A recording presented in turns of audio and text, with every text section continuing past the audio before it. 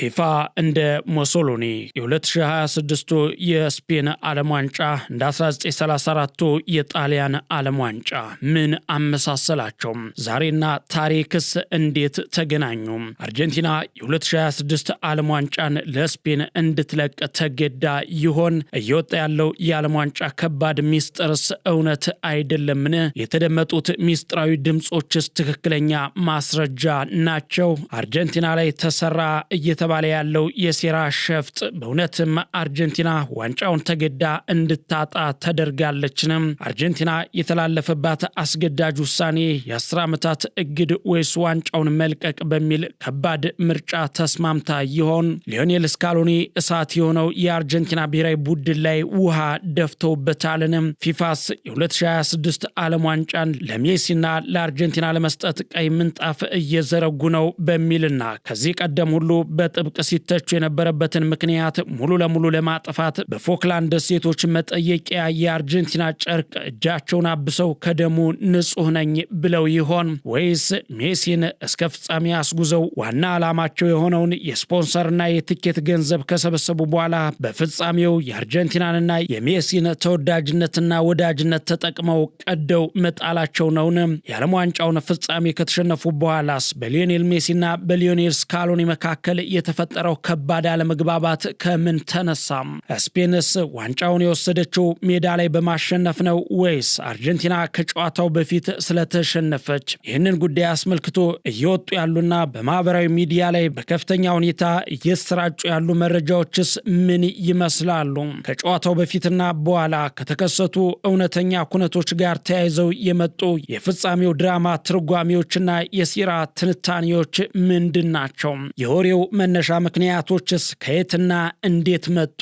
ሞሶሎኒ እጅ ጠምዝዞ ካነሳው የ1934 ዓለም ዋንጫ ጋርስ ምን ያመሳስለዋል? ከጉዳዩ ስረ መሰረት የጀመረ ዝግጅታችን እስከ ተገጣጣሚ ታሪኮች ድረስ የሚቃኘው ይህ ትንታኔ እነሆ በገበያ ስፖርት ከሜዳ ባሻገር የሐምሌ 16 ቀን 2018 ዓ.ም ዕለተ ሐሙስ ዝግጅታችንን እንደሚከተለው ሰንደን ልናስቃኛችሁ ወደድን። ፕሮግራሙን አዘጋጅቼ ማቀርብላችሁ መኮንን አልማው ነኝ። ፕሮግራሙን ላይክ፣ ሼር እያረጋችሁ እንድትጀምሩ እየጋበዝኩኝ ለአዳዲስ ቤተሰቦቻችን ደግሞ በዚሁ ሰብስክራይብ በማድረግ ቤተሰባዊነታችንን እንመስርት አለው። ፕሮግራሙን አዘጋጅቼ ማቀርብላችሁ መኮንን አልማው ነኝ። አብራችሁን ቆዩም። ከሜዳው ባሻገር and he improvised a quite delicious finish. He will have his say, and with moments left of this game, and he has crashed it into the flag stayed down. የነገሩ ሁሉ ጅማሮ የፎክላንድ ደሴቶች ባነር ውዝግብ። አርጀንቲና በግማሽ ፍጻሜ እንግሊዝን 2-1 ካሸነፈች በኋላ ተጫዋቾች የፖለቲካ ይዘት ያለውና የፎክላንድ ደሴቶች የአርጀንቲና ናቸው የሚል ባነር ይዘው በመገኘታቸው ዩናይትድ ኪንግደም በፊፋ ደረጃ ምርመራ እንዲደረግ ጠይቃ ነበር። በዚህ ሳቢያ በማህበራዊ ሚዲያ በተለይ በቲክቶክና በኢንስታግራም ላይ አርጀንቲና ከውድድሩ እንድትታገድ ዋንጫውንም ለስፔን እንድትለቅ ወይም እንድትሸነፍ ተገዳለች የሚሉ ወሬዎች እንዲሰራጩ ምክንያት ሆኗል። የአርጀንቲናና የእንግሊዝ የሜዳ ላይ ፍጥጫ፣ የአርጀንቲና ድክመትና የስፔኖች ኃያልነት ከምን መጣም? በኒውዮርክ ኒው ጀርሲ ስቴዲየም በተደረገው የፍጻሜ ጨዋታ ስፔን ጨዋታውን ሙሉ ለሙሉ ተቆጣጥራ የነበረ ሲሆን አርጀንቲና በ120 ደቂቃ ውስጥ አንድ ኢላማውን የጠበቀ ሙከራ ሳታደርግ አጠናቃለች። ስፔን 20-3 የሙከራ የበላይነት አሳይታ በጭማሪ ሰዓት 106ኛው ደቂቃ ላይ በፌራን ቶሬስ ግብ ማሸነፍ ችላለች። ሰዎች ከዚህ ጨዋታ ጋር በተያያዘ በርካታ የሴራ ትንታኔዎችን እንደ እውነተኛ ማስረጃ አድርገው በማቅረብ የጨዋታውን ሁኔታ ሌላ ትርጓሜ ሰጠውበታል። እንዲሁም ደግሞ እየወጡ ካሉ መረጃዎች አንጻር የፍጻሜው ጨዋታ የተጭበረበረና ድራማ የነበረው እንደሆነ በርካታ መረጃዎች እየወጡ ናቸው። ለዚህ መነጋገሪያ ለሆነው ጉዳይ ደግሞ 4 ዋና ዋና ሰበቦችና ክስተቶች እንደ ምክንያት ተጠቅሰዋል። የመጀመሪያው ነገር የፊፋ የምርመራ ሁኔታ ነው። አርጀንቲና በግማሽ ፍጻሜው እንግሊዝን ካሸነፈች በኋላ ተጫዋቾቿ የፎክላንድ ደሴቶች የአርጀንቲና ናቸው የሚል የፖለቲካ ባነር ይዘው በመገኘታቸው ፊፋ የዲሲፕሊን ምርመራ ጀምሮ ነበር። ይህንን መረጃ የሚያወጡት ወገኖች ይህንን ክስተት በሚመለከት ፊፋ በአርጀንቲና ላይ ከባድ እገዳ እንዳይጥል ወይም ቀጣይ የዓለም ዋንጫ ላይ እንዳትሳተፍ ለማድረግ ዋንጫውን ለስፔን እንድትለቅ ከጀርባ ድርድር ተደርጓል የሚል መደምደሚያ እንደ መረጃ ያቀርባሉ። የፊፋ ምርመራና ከጀርባ የተደረገው ስምምነት። ሁለተኛው የአርጀንቲና ቡድን ያልተለመደ የሜዳ ላይ ድክመት ነው። በጨዋታው ላይ አርጀንቲና በታሪኳ አሳይታው የማታውቀውን እጅግ ደካማ አፈጻጸም አሳይታለች። በ120 ደቂቃ ጨዋታ ውስጥ አንድም ኢላማውን የጠበቀ ሙከራ ሳታደርግ ማጠናቀቋም ተጠራጣሪዎች አርጀንቲናውያን ጨዋታውን ሆን ብለው እየለቀቁት እንደነበር ለማስረዳት ትልቅ ማረጋገጫ አድርገው ያቀርቡታል። አርጀንቲና ለአጥቂዎቿ ኳስ እንዳይደርስ ስልታዊ በሆነ መንገድ ሆን ብላ ተከላክላለች የሚሉ የቪዲዮ ትንታኔዎች በተለያዩ የመረጃ ምንጮች ላይ እንደ ማስረጃ እየተሰራጩ ነው። ሶስተኛው የዳኝነት ውሳኔዎችና የኤንዞ ፈርናንዴዝ ቀይ ካርድ ይጠቀሳል። በጨዋታው ማጠናቀቂያ ላይ ኤንዞ ፈርናንዴዝ በሁለተኛ ቢጫ ካርድ ከሜዳ መባረሩና ዳኛው ለአርጀንቲና ተጫዋቾች የሰጣቸው አንዳንድ የፋውል ውሳኔዎች ደጋፊዎችን አስቆጥቷል። ይህንን መረጃ የሚያናፍሱት አካላት ይህንን በማያያዝ ፊፋ ዋንጫውን ለስፔን ለማስረከብ ዳኞችን ተጠቅሟል የሚል ሰበብ ያቀርባሉ።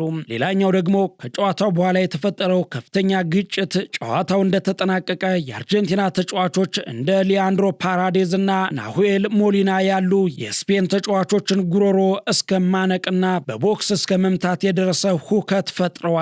ይህንን ትዕይንት ከዚህ ጨዋታ ጋር በተያያዘ ተሰርቷል የተባለውን የሴራ ትንታኔ አቅራቢዎች ሲተረጉሙት የአርጀንቲና ተጫዋቾች የተቆጡት በመሸነፋቸው ብቻ ሳይሆን አርጀንቲና ዋንጫውን እንድትለቅ ከላይ በተላለፈ የባለስልጣናት ትዕዛዝ ወይም የግዴታ ሽንፈት ተስፋ በመቁረጣቸውና በስሜት በመነዳታቸው ነው በማለት ለመረጃቸው እንደ ስነ ልቦናዊ ማረጋገጫ ይጠቀሙበታል። እነዚህ ሁሉ ምክንያቶች ስለ ጨዋታው እንዲነሱ ያስገደደው ደግሞ የባነሩ ውዝግብ፣ ቀይ ካርድና ድብድብ ወደዚህ አጠራጣሪ ወደሆነ የሴራ ትንታኔ የቀረቡ መረጃዎች ናቸው።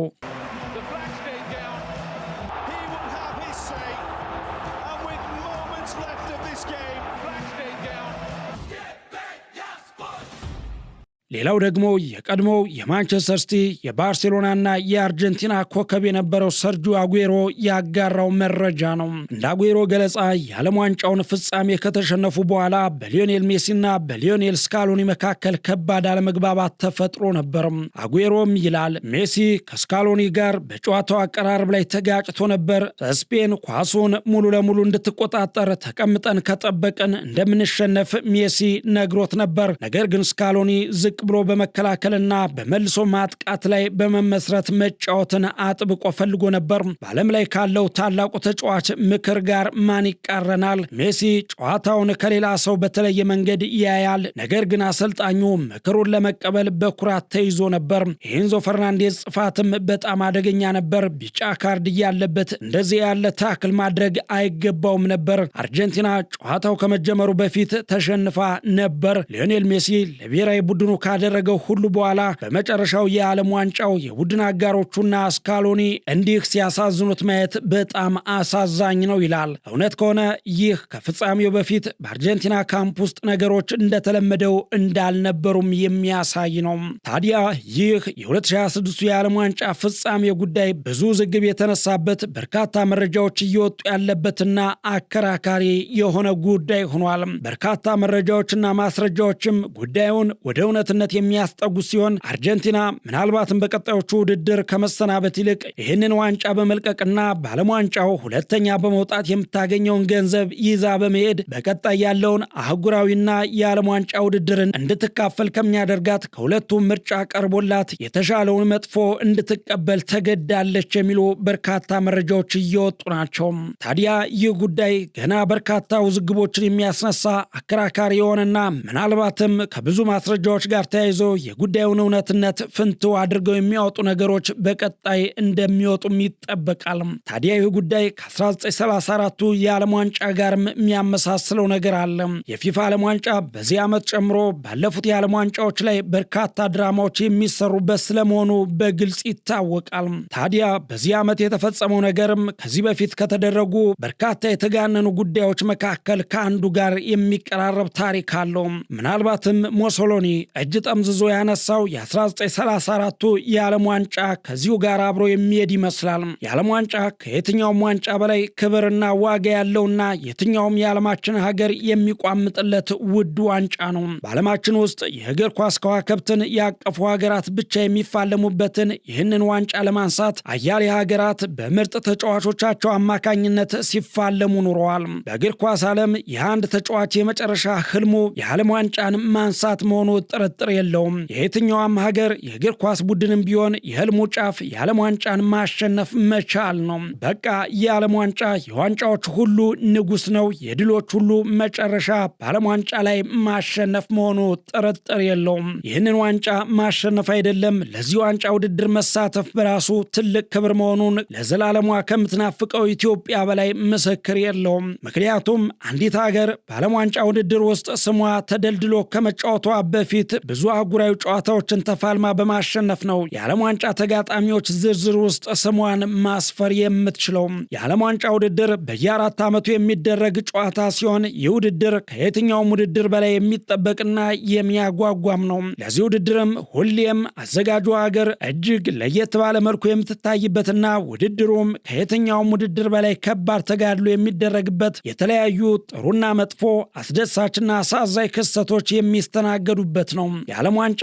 ካስመለከተን ክስተቶች መካከል ታዲያ የዘንድሮ የ2026 23ኛው የዓለም ዋንጫ መድረክ በርካታ ጉዳዮች የተነሱበትና መነጋገሪያ የሆነ ጉዳይ ነው። ከዚህ በተጨማሪ ምናልባት ወደ ጉዳያችን የሚወስደን የሞሶሎኒ እጅ ጠምዝዙ ያነሳው የ1934ቱ ዓለም ዋንጫም አንዱ ተጠቃሽ ነው።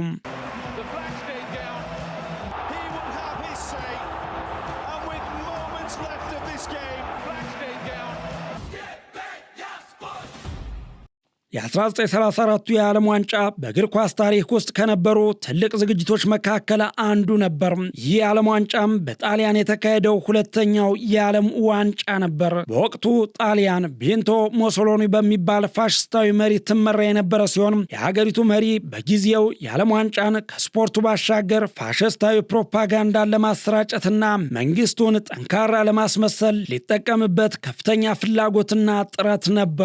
ፋሽስቶች ከተጠቀሙ ባቸው የፕሮፓጋንዳ ዘዴዎች አንዱ ጣሊያንን ሀያልና ዘመናዊ ሀገር እንደሆነች አድርጎ ማሳየት ነበር። ሙሶሎኒ ውድድሩ በሚገባ የተደራጀ እንዲሆንና ጎብኚዎችም እንዲደነቁ ከፍተኛ ጥረት አድርጎ ነበር። በዝግጅቱም አዳዲስ ስቴዲየሞችና በርካታ መንገዶች የተሰሩ ሲሆን ጣሊያን ለድግሷ ከፍተኛ ዝግጅት አድርጋ ነበር። በዓለም ዋንጫው ጨዋታዎች ወቅትም የፋሽዝም ምልክቶች በሁሉም ቦታዎች ላይ ይታዩ ነበር። የፋሽስት ሀሳቦችን የሚያስተጋቡ መፈክሮችና ምስሎችን የያዙ ባነሮችና ፖስተሮች በሁሉም ቦታ ላይ ተሰቅለው ነበሩ። ስቴዲየሞች በፋሽስት ባንዲራ ያጌጡ የነበሩ ሲሆን ከጨዋታው በፊት የተደረጉ ንግግሮች ሙሶሎኒንና መንግስታቸውን ያወድሱ ነበር። በአጠቃላይ ዓለም ዋንጫው የአገዛዙን ስኬቶች ለዓለም ለማሳየት የተፈበረከ መድረክ ሆኖ ነበር። ሙሶሎኒ በየትኛውም መንገድ ጣሊያን ያንን የዓለም ዋንጫ እንድታሸንፍ ይፈልግ ነበር። ጣሊያን የዓለም ዋንጫን ማንሳቷ የፋሽዝምን አስተሳሰብ ታላቅነት ያረጋግጣል ብሎም ያምን ነበር። ይህንንም ለማሳካት የሀገሪቱ መሪ ዳኞች ላይና ጨዋታውን የሚመሩት አካላት ላይ ጫና ያሳድር እንደነበር በግልጽ ተቀምጧል። በርካታ የተጻፉ ጽሑፎችም እንደሚጠቁሙት በቁልፍ ግጥሚያዎች ላይ ጣሊያንን የሚረዱ ውሳኔዎችም ሲወሰኑ እንደነበረ ገልጸዋል። በሩብ ፍጻሜውም ስፔን ከጣሊያን ጋር የገጠሙ ሲሆን በዚህ ጨዋታ ላይ ከፍተኛ ውዝግብ ተፈጥሮም ነበር። ጨዋታው ኃይል የቀላቀለ የነበረ ሲሆን በርካታ የስፔን ተጫዋቾችም ተጎድተው ነበር። ጨዋታውም በአቻ ውጤት ሲጠናቀቅ የግድ አንዱ ማሸነፍ ነበረበትና ያኔ በነበረው ሕግ መሰረት ጨዋታው በማግስቱ በድጋሚ ተደረገ። ጣሊያን ድጋሚ በተደረገው ጨዋታ ላይ ማሸነፍ ብትችልም ዳኞች የጣሊያን ተጫዋቾች የፈጸሙትን በርካታ ጥፋቶች ችላ ብለውታል የሚሉ ቅሬታዎች ተነስተው ነበር። ይህም የሙሶሎኒ ጣልቃ ገብነት ከጥርጣሬ አልፎ ለእርግጠኝነት ያበቃ እንደነበር በርካቶች ጽፈዋል።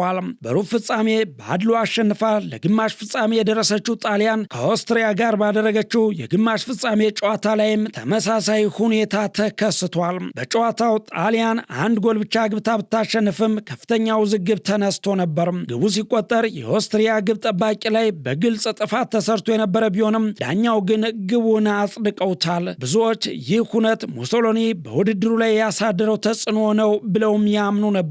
በፍጻሜው ጨዋታ ላይ ጣሊያን ቼኮስሎቫኪያን ገጠመች። ሙሶሎኒ ከጨዋታው በፊት ከዳኞች ጋር ተገናኝቷል ተብሎ የተነገረ ሲሆን ይህም በጨዋታው ፍትሐዊነት ላይ ጥርጣሬን ፈጥሯል። ጣሊያን በጭማሪ ሰዓት ላይ ግብ አስቆጥራ ጨዋታውን 2-1 በማሸነፍ በታሪኳ ለመጀመሪያ ጊዜ የዓለም ዋንጫን ማንሳት ቻለች። ድሉ ለፋሽስቱ መንግስት ታላቅ ስኬት ሆኖ የተወሰደ ሲሆን የጣሊያን የበላይነት ማረጋገጫ ሆኖም ፕሮፓጋንዳ ተሰርቶበታል። የፋሽስቱ መንግስት የዓለም ዋንጫ ድሉን እንደ ፕሮፓጋንዳ መሳሪያ አድርጎ ሲጠቀምበት ጋዜጦች ሙሶሎኒ ጣሊያንን ወደ ድል መራት በማለት አሞካሽተውታል። ድሉ የጣሊያን ሕዝብ በፋሽስት አገዛዝ ስር የነበራቸውን የጥርጣሬና የዲሲፕሊን ማሳያ ነው ተብሎም ተወሰደ። ፋሺዝም ጣሊያንን ታላቅ ሊያደርግ እንደሚችል የዓለም ዋንጫው ምሳሌ ነው በማለትም ጋዜጦች ዘገቡለት። ይህ የፋሽስት ፕሮፓጋንዳ የዓለም ዋንጫን ብሔራዊ ስሜትን ለመቀስቀስ ተጠቅሞበታል። ጣሊያኖች በሀገራቸው እንዲኮሩና ለሙሶሎኒ ታማኝ እንዲሆኑ ጋዜጦች ሲያበረታቱት ነበር። አገዛዙ ስፖርቶችን በመጠቀም ከላይ የሆነ የአንድነት ስሜት ለመፍጠርና ህዝቡን ከፖለቲካ ጉዳዮችና ከሀገር ውስጥ ኢኮኖሚያዊ ውድቀቶች ለማዘናጋት ተጠቅሞበታል። እንደ አውሮፓውያን አቆጣጠር በ1934 የተደረገው የዓለም ዋንጫ ከእግር ኳሳዊ ሁነቶች በተጨማሪ ሙሶሎኒ የፋሽስታዊ የአገዛዝ መሳሪያ አድርጎ ተጠቅሞበት አልፏል። ይህም ስፖርቶችን ለፖለቲካ ፍጆታ እንዴት መጠቀም እንደሚቻል ያሳየ ሆነ ሲሆን ሙሶሎኒ ፋሺዝምን ለዓለም ያስተዋወቀበት መድረክ ሆኖም አልፏል። ይህም የዓለም ዋንጫው ካሳያቸው ክስተቶች መካከል አንዱ ሲሆን ሌሎች በርካታ አስገራሚ ክስተቶችም እንዲሁ በብዙ ጊዜ ተከስተው አልፈዋል። ታዲያ ይህ የ2026 23ኛው የዓለም ዋንጫ ክስተትም ገና ከዝግጅቱ ጀምሮ እስከ ፍጻሜው ድረስ ሲያስመለክተንና ሲያሰማን የነበረው በርካታ ውዝግብ የተሞላበት አከራካሪ ጉዳይ ከዚህ ታሪክ የራቀ አይደለም። ታዲያ በፍጻሜው ስፔንና አርጀንቲና ያደረጉት ጨዋታም ፊፋ በሙሰኝነትና በሌሎች ጉዳዮች ሲታይበትና ሲተችበት የነበረውን ቀለም ለመቀየር ያደረገው ስለመሆኑ በርካቶች ይገልጻሉ። ነገር ግን ይህ ጉዳይ በዚህ ብቻ የሚያበቃ ሳይሆን በበርካታ ዝግጅቶቻችን የምንቃኘው ትልቅና ሰፊ ጉዳይ ሲሆን ከዚሁ ጋር በተያያዘ በቀጣይ በርካታ ዝግጅቶቻችን ወደ እናንተ የምናደርስ ሲሆን የሰዓቱን መሰናዶ ግን በዚሁ ቋጨን። የነገ ሰው ይበለን። And he improvised a quite delicious finish. He will have his say, and with moments left of this game